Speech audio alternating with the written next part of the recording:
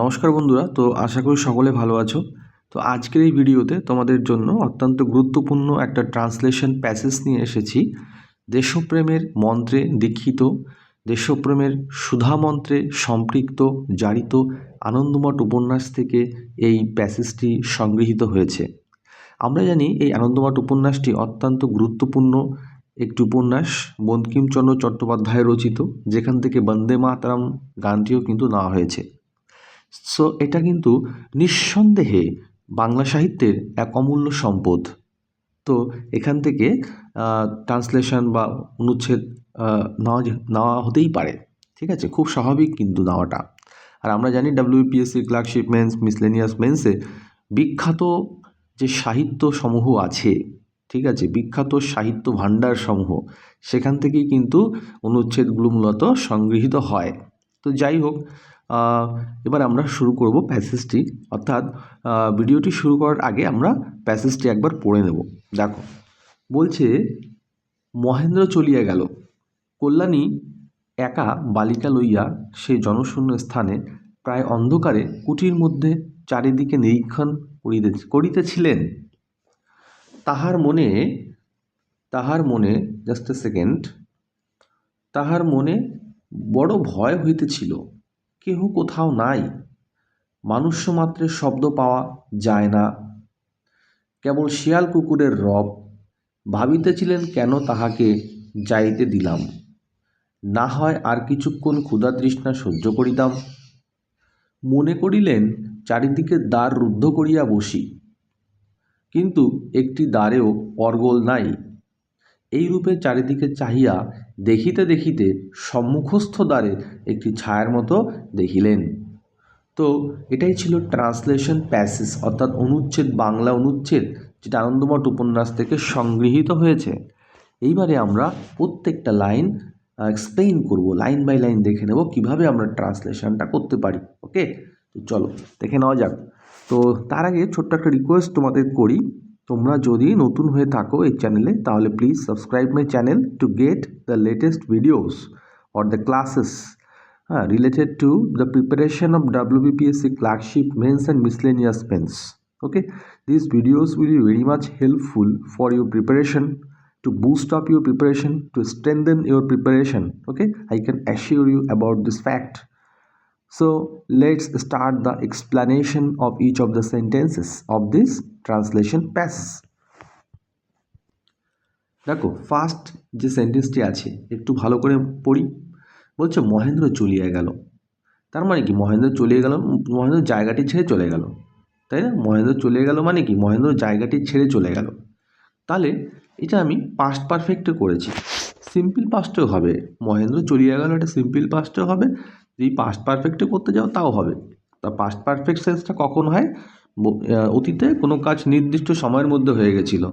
তো আমি ধরে নিলাম মহেন্দ্র একটা নির্দিষ্ট সময়ের মধ্যে চলে গেছিলো, নির্দিষ্ট একটা ঘটনার পূর্বে চলে গেছিলো। তো সেই সেন্সে পাস্ট পারফেক্ট হতে পারে এখানে, যদিও মেনশন করা নেই, তবে ভুল হবে না করলে, পাস্ট পারফেক্ট স্ট্রাকচারে করলে। আর যদি সিম্পল পাস্টে আচ্ছা আমি পাস্ট পারফেক্ট এক্সপ্লেইন করি। পাস্ট পারফেক্টের স্ট্রাকচার কী আছে না, subject plus had plus V three, তাই না? So this is the structure of past perfect tense. So আমরা জানি এখানে সাবজেক্ট কে আছে, দেখো মহেন্দ্র, তাহলে মহেন্দ্র সাবজেক্ট। আচ্ছা, after subject we should put had, so we have put had after subject, then you should use V3 of the verb. সেখানে ভার্বকে বলো তো মহেন্দ্র চলিয়া গেল, তাহলে গেল, গেল মানে কি প্রস্থান করিল, তাই না? প্রস্থান করা ইংরেজি কি? প্রস্থান করা ইংরেজি হচ্ছে লিভ করা, তাই না? কি করা? লিভ করা। তাহলে মহেন্দ্র প্রস্থান করিল মানে লিভ করিল। তাহলে দেখো এখানে লিভের থার্ড ফর্ম লেফট, তাহলে কি লিভ করলো? জায়গাটি। তাহলে Mahendra had left the place, Mahendra had left the place. Okay, আর যদি সিম্পল পাস্টে করি তাহলে কি হবে?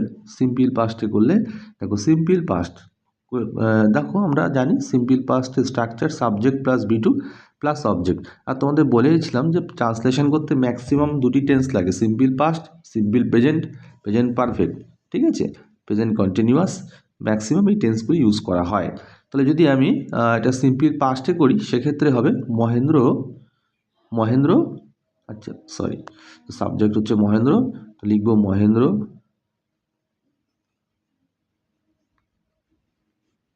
পরে ভার্বের সেকেন্ড ফর্মটাকে লিভ, তো লিভের সেকেন্ড ফর্ম কি? Left. Mahendra left the place, Mahendra left the place. এটা আরও ইজি, ঠিক আছে? যদি এটা করি এটা আরও ইজি, তো তোমরা এটাই করতে পারো, সমস্যা নেই।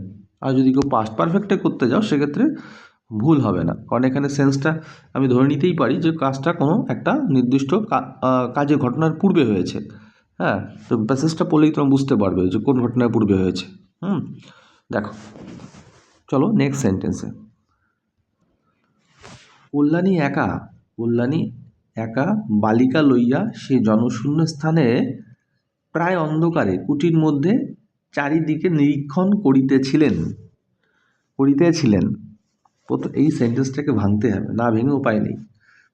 কল্যাণী একা বালিকা লইয়া, প্রথমে আমরা এইভাবে ভাববো যে কল্যাণী কুটির মধ্যে একা পড়ে রইলেন, মানে কল্যাণীকে ছেড়ে মহেন্দ্র খাবার খুঁজতে গেছিল একটু, ঠিক আছে? মোস্ট প্রবাবলি তুমি রামদমাট পড়ে থাকো, হ্যাঁ, মানে মহেন্দ্র এবং কল্যাণী যখন আর কি গ্রাম ছেড়ে পালিয়ে যাচ্ছিলেন, ঠিক আছে, মানে মানে প্রস্থান করছিলেন সেই জায়গাটি একটা বনের মধ্য দিয়ে, নির্জন প্রান্তরের মধ্য দিয়ে, ঠিক আছে? তো তখন এই ঘটনাটি ঘটেছে, এবং তখনই মহেন্দ্র কল্যাণীকে রেখে কোথাও একটা গেছিল খাবারের অন্বেষণে, সম্ভবত খাবার অন্বেষণে, ঠিক আছে? তো তখন কল্যাণী মেয়েকে নিয়ে একাই রইল সেই জনশূন্য স্থানে, অর্থাৎ কল্যাণী একা পড়ে রইল জনশূন্য স্থানে, তাই তো? এবং সে তারপরে কী করলো? অন্ধকারে কুটির মধ্যে চারিদিকে নিরীক্ষণ করিতেছিলেন। দেখো, এটা এইভাবে করা যেতে পারে, খেয়াল করো। Kalyani was left alone, Kalyani একা পড়ে রইল, এরকম সেন্সে নিয়েছি আর কি। Kalyani was left alone with the girl, সাথে মেয়ে আছে, তার মেয়ে। কোথায় লেফট অ্যালোন, কোথায় পড়ে রইল একা? না, ইন দ্যাট ডেজার্টেড প্লেস, ওই যে সেই ডেজার্টেড প্লেস, পরিত্যক্ত ভূমিতে, জনশূন্য জনহীন প্রান্তরে, সেই ডেজার্টেড প্লেসে একা পড়ে রইল। কল্যাণী হচ্ছে সাবজেক্ট, হ্যাঁ, কল্যাণী ওয়াজ লেফট অ্যালোন, হ্যাঁ, এটা প্যাসিভে করেছি, প্যাসিভে। লেফট অ্যালোন, কারো দ্বারা সে লেফট অ্যালোন হয়েছে সেটা উল্লেখ করিনি, সেটা মহেন্দ্র অবশ্যই। তাহলে Kalyani was left alone, simple পাস্টের প্যাসিভ ভয়েস, এখানে কল্যাণী কিন্তু অবজেক্ট, হ্যাঁ, এটা অবজেক্ট। তারপরে ওয়াজ বসালাম, আমরা জানি প্যাসিভের স্ট্রাকচার অবজেক্ট প্লাস ওয়াজ অথবা ওয়্যার, তো এখানে কল্যাণী তো সিঙ্গুলার, যার জন্য ওয়াজ বসবে। তারপরে V3, দেখো V3 হচ্ছে লেফট, বাই মহেন্দ্রটা দিনই, কারণ একটা বোঝা যাচ্ছে যে হবে, বাই মহেন্দ্র হবে, এটা দরকার হয় না, আন্ডারস্টুড অবস্থায় আছে। তাহলে Kalyani was left alone with the girl, সাথে মেয়ে ছিল। কোথায় লেফট অ্যালোন হলো? না, in that deserted place. And she looked about, মানে কি চারদিকে তাকানো, লুকড অ্যাবাউট মানে চারদিকে তাকানো। And she looked about the হাট, অর্থাৎ হাটের চারপাশে তাকাচ্ছিল, হ্যাঁ, থ্রু দ্য ডার্কনেস, অন্ধকারের মধ্য দিয়ে। ওকে, চলো নেক্সট ওয়ান। তার মনে বড় ভয় হইতেছিল, কেহ কোথাও নাই। তাহলে দেখো, এরকমভাবে কী করতে পারি, দেখো তো এটা, she got severely frightened, she হচ্ছে সাবজেক্ট, গেট হচ্ছে গট হচ্ছে গেটের পাস্ট ফর্ম V2, ওকে, বোঝা গেল? তাহলে গেটের পাস্ট ফর্ম হচ্ছে goat, she got severely frightened, ভীষণভাবে ভয় পেয়ে গেল, সিভিয়ারলি ফ্রাইটেন্ড, ওকে, সিভিয়ারলি মানে মারাত্মকভাবে, ফ্রাইটেন্ড মানে ভীত, ওকে। তাহলে শি গট সিভিয়ারলি ফ্রাইটেন্ড, কেন ফ্রাইটেন্ড হলো? কারণ যেহেতু আমি দেখো যেহেতু কথাটা ইচ্ছে করে অ্যাড করেছি দুটি সেন্টেন্সকে জোড়ার জন্য, মূল ট্রান্সলেশনে যেহেতু কথাটা নেই, তা সত্ত্বেও আমি দুটি বাক্যকে জুড়ে দিয়েছি ট্রান্সলেশনের সুবিধার্থে। এরকম তো অ্যাসেম্বল করতেই পারো তোমরা। For the sake of the translation, for the sake of the effective translation, you may easily assemble two Bengali sentences into a single one, obviously maintaining the grammatical protocols, grammatical rules and regulations. দেখো, তাহলে she got severely frightened কারণ as there was no one nearby, যেহেতু চারপাশে কেউ ছিল না, there was no one, introductory there বলে এটাকে, there was মানে সেখানে কেউ ছিল না, there was no one অর্থাৎ সেখানে কেউ ছিল না, নিয়ারবাই মানে কাছাকাছি, নিয়ারবাই মানে কাছাকাছি। ওকে, চলো নেক্সট ওয়ান দেখে নেব। বলছে মনুষ্য মাত্রের শব্দ পর্যন্ত পাওয়া যায় না, এটা দুভাবে করেছি আমি, এটা একটা অরে তোমরা দেখতে পাবে, একটা অর দিয়েছি আমি, হ্যাঁ, আগে এটা দেখিনি, এটা প্যাসিভে করেছি। দেখো, ইভেন এমনকি the sound of any human being, কোনো মানুষের শব্দ ওয়াজ হার্ডলি হার্ড, অর্থাৎ কোনো মানুষের শব্দও শোনা যাচ্ছিল না বা শোনা যায়নি। এটা সিম্পল পাস্টের প্যাসিভ ভয়েস ইউজ করেছি। এখানে the sound of any human being পুরোটা হচ্ছে subject, the sound of any human being এটা হচ্ছে সাবজেক্ট, তারপরে ওয়াজ বসালাম, তারপরে দেখো হার্ডলি, হার্ডলি মানে নেগেটিভ সেন্স বিয়ার করে, মানে প্রায় না। হার্ড, ইয়ারের পাস্ট ফর্ম হচ্ছে হার্ড, ইয়ারের পাস্ট ফর্ম হচ্ছে হার্ড। ওকে, আর হার্ডলি কথার অর্থ হচ্ছে নেগেটিভ সেন্স বিয়ার করছে। ওকে, চলো নেক্সট ওয়ান। দেখো আগের বাক্যটিরই আর একটা সাবস্টিটিউট সেন্টেন্স দেওয়া হয়েছে। বলছে ইভেন এমনকি, এমনকি নো ওয়ান, কোনো মানুষ, even one could hardly here, অর্থাৎ কোনো একজন মানুষ প্রায় শুনতেই পাচ্ছিল না। কি শুনতে পাচ্ছিল না? The sound of any human being, এভাবেও করতে পারো, এটা আরও ইজি হলো। ইভেন এমনকি ওয়ান সাবজেক্ট, ক্যানের past form could, V two, hardly hear মানে নেগেটিভ সেন্স বিয়ার করছে, হিয়ার হচ্ছে এখানে শোনা। বুঝতে পারছো তো?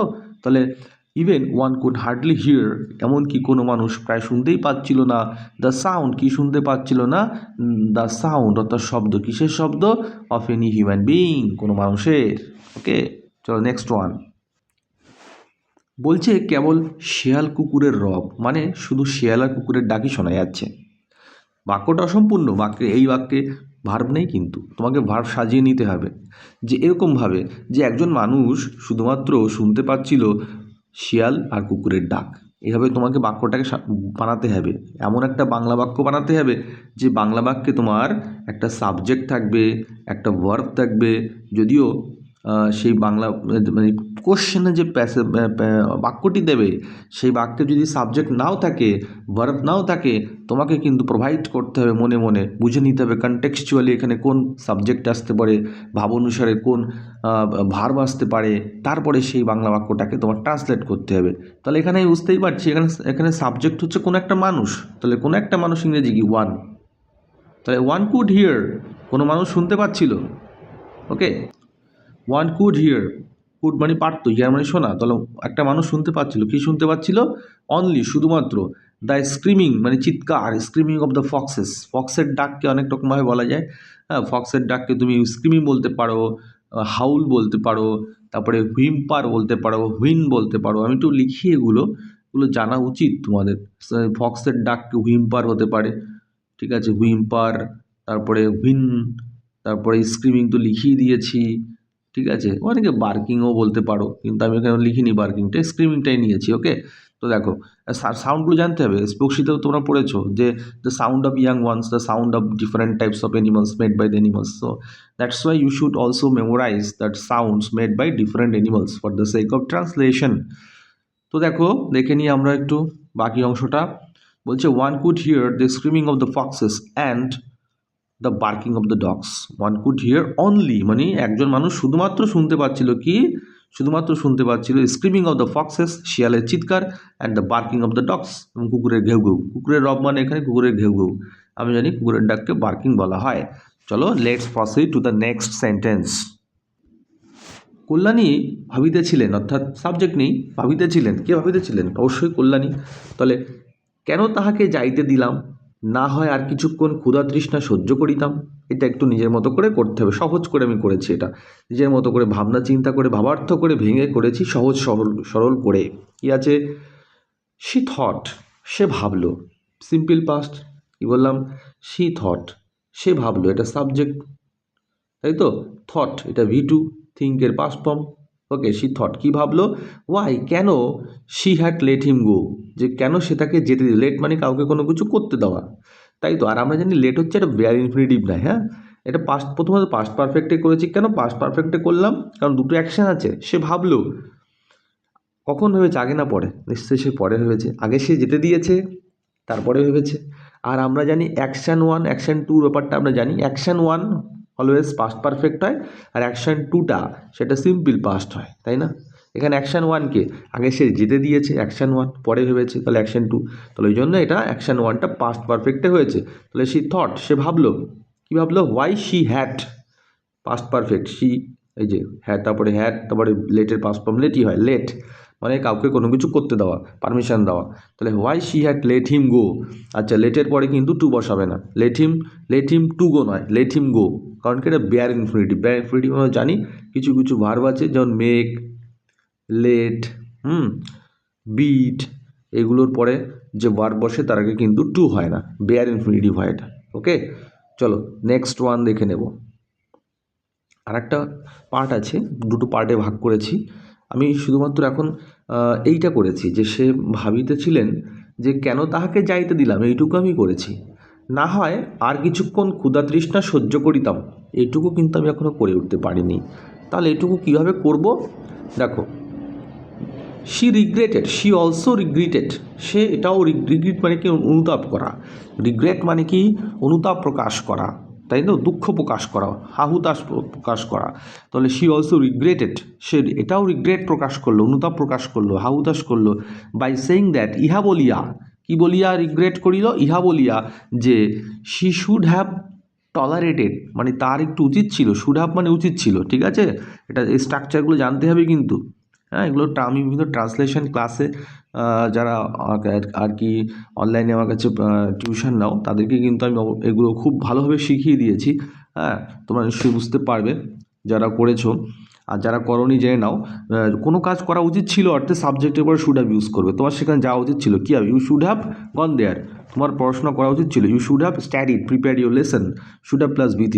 তো দেখো এখানে সাবজেক্ট হচ্ছে শি, তারপর শুড হ্যাভ ইউজ করলাম, তারপর টলারেটেড মানে তোমার সহ্য করা উচিত ছিল, টলারেট মানে সহ্য করা, tolerated past participle form tolerated. তাহলে দেখো she also regretted, say regret করলো, ইহা বলিয়া that she should have tolerated, তার সহ্য করা উচিত ছিল, কি সহ্য করা উচিত ছিল? The pangs of hunger, pangs মানে হচ্ছে মানে ব্যথা বেদনা, হঠাৎ ব্যথা বেদনা, the pangs of hunger and thirst, hunger মানে ক্ষুধা, থার্স্ট মানে তৃষ্ণা, for some time more, for some time more মানে আরও কিছু সময়, ফর সাম টাইম মোর আরও কিছু সময় ধরে তার ক্ষুধা এবং তৃষ্ণার কষ্ট সহ্য করা উচিত ছিল। চলো নেক্সট ওয়ান। মনে করিলেন চারিদিকের দ্বার রুদ্ধ করিয়া বসি, কি মনে করিলেন চারিদিকের দ্বার রুদ্ধ করিয়া বসি, দ্বার মানে হচ্ছে দরজা, রুদ্ধ মানে বন্ধ। কি বললাম তোমাকে, কিন্তু এই বাংলা শব্দের অর্থগুলো জানতে হবে। বলছে দ্বার, দরজা, রুদ্ধ মানে বন্ধ। ওকে, তা বলছে মনে করিলেন, তাহলে কে মনে করিলেন? সে, তাহলে শি থট, সাবজেক্ট হচ্ছে সে মানে Kalyani, she thought of closing the door, সে ভাবলো দরজা বন্ধ করার কথা, অফ দ্য হার্ট। হ্যাঁ, ক্লোজিং দ্য ডোরস, ডোরস হবে, হ্যাঁ ডোরস, অনেকগুলো দরজা ছিল ওখানে, পরের সেন্টেন্সটা পড়লেই সেটা তোমার কাছে ক্লিয়ার হয়ে যাবে, দরজা একটা ছিল না একাধিক ছিল। ওকে, তাহলে এখানে ডোরস করো, আর তুমি চাইলে এখানে অল দ্য ডোরস করতে পারো, she thought of closing all the doors, তাও হতে পারে, আর না বসালেও হবে, শুধু ডোরস করলেও হবে। ওকে, তাহলে শি থট অফ, সে ভাবলো, কি ভাবলো? She thought of closing all the doors of the heart, ওই কুড়ে ঘরের সমস্ত ডোর বন্ধ করার কথা সে ভাবলো। ওকে, চলো দেখে নেওয়া যাক নেক্সট ওয়ান। কিন্তু একটি দ্বারেও অর্গল নেই, কি বলছে? কিন্তু একটি দ্বারেও অর্গল নেই, কিন্তু কোনো অর্গল, দেখো অর্গল শব্দের অর্থ তোমাকে জানতে হবে। অর্গল মানে খিড়কি, দরজার যে খিড়কি হয় না, তো সেই খিড়কিকে বলা হয় অর্গল। তো এগুলো কিন্তু জানতে হবে আমাদের, নয় ট্রান্সলেশন করতে পারবে না, বাংলা শব্দগুলোর মানেও জানতে হবে। দেখো, but none of the doors, কিন্তু কোনো দরজারই হ্যাড ছিল না এনি বোল্ট, কোনো বোল্ট ছিল না, বোল্ট মানে খিড়কি। ওকে, কি বললাম? বাট নান, কিন্তু নান অফ দ্য ডোরস, অর্থাৎ কোনো ডোরসেরই ছিল না, কি ছিল না? হ্যাড এনি বোল্ট, কোনো বোল্ট ছিল না। ওকে, চলো নেক্সট ওয়ান। বলছে এইরূপ চারিদিকে চাহিয়া দেখিতে দেখিতে সম্মুখস্থ দ্বারে একটি ছায়ার মতো দেখিলেন। হ্যাঁ, সম্মুখস্থ মানে কি? সামনের একটি দ্বারে, দরজায় সে ছায়ার মতো একটা ফিগার দেখলেন, তাই তো? তাহলে এইরূপ চারিদিকে চাহিয়া দেখিতে দেখিতে সম্মুখস্থ দ্বারে একটি ছায়ার মতো দেখিলেন। তাহলে কীভাবে ট্রান্সলেট করব? দেখো, এইরূপ, এইরূপ ইংরেজি কি? In this way. কী বললাম? In this way, in this way, এইভাবে। ওয়াইল, যখন, ওয়াইল মানে যখন, ঠিক আছে? While she was looking about the surroundings, look about মানে কি? এদিক ওদিক তাকানো, টু এক্সপ্লোর সামথিং। কী বললাম? ওয়াইল শি ওয়াজ লুকিং, যখন তিনি এদিক ওদিক তাকাচ্ছিলেন, about the surroundings, about the surroundings, অর্থাৎ সারাউন্ডিংস মানে কি? পারিপার্শ্বিক পরিবেশ। তো পারিপার্শ্বিক পরিবেশে অর্থাৎ চারপাশে যখন সে তাকাচ্ছিলেন এই রূপে, শি স, তখন সে দেখলেন, শি স সিম্পল পাস্টে করেছি। শি হচ্ছে সাবজেক্ট, স হচ্ছে V2। ওকে, শি স কি দেখলো? এ শ্যাডোই ফিগার, একটা ছায়ার মতো ফিগার দেখলো। কি দেখলো? একটা ছায়ার মতো ফিগার। তো শ্যাডোই ফিগার মানে ছায়ার মতো একটা কিছু। হ্যাঁ, এই শ্যাডোই ফিগার কোথায় দেখলো? Near the front door. আচ্ছা সরি, এক্সট্রিমলি সরি, এখানে দেখো ডিআর হয়ে গেছে, এটা আমি লিখতে চেয়েছি ডোর। ওকে, এটা একটু ঠিক করে নাও কাইন্ডলি, এটা ডোর করো। ওকে, তো যাই হোক, আজকের ভিডিওটি এই পর্যন্তই। পুরো ট্রান্সলেশন প্যাসেজটা আমি লাইন বাই লাইন এক্সপ্লেইন করে দিলাম। যদি তোমাদের ভিডিওটি ভালো লেগে থাকে তাহলে অবশ্যই চ্যানেলটা সাবস্ক্রাইব করো এবং নেক্সট ভিডিওর জন্য সাবস্ক্রাইব লাইক করে দিও, যাতে করে তুমি নোটিফিকেশানগুলো পেয়ে যাও। And thank you.